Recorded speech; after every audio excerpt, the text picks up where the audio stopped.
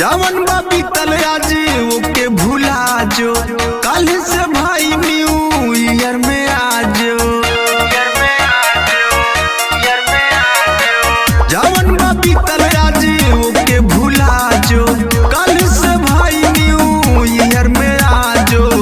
आगे में बाटे जवन ओ हवे मोरे बा कुकर में बासमती राइस हो। खुल के नाच तनी ए मोरिया रवा कल से 2022 हो। खुल के नाच तनी ए मोरिया रवा कल से 2022 हो।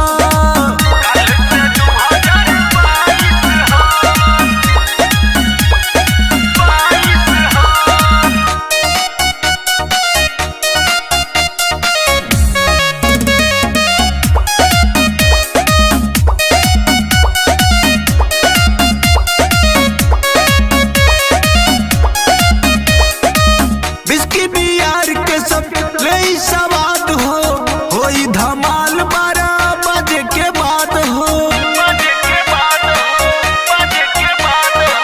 बिस्की बियार के सब ले सवाद हो होई धमाल 12 बजे के बाद हो। पी के तेरा गम सारा भुला दे यार लोगन के चॉइस हो। खुल के नाच तनी ए मोरिया रवा कल से 2022 हो।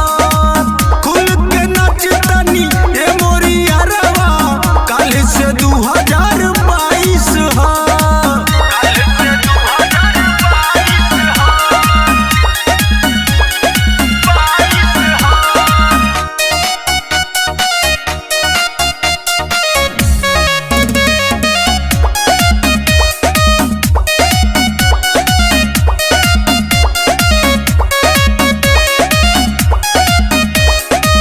सबके बोला के तनी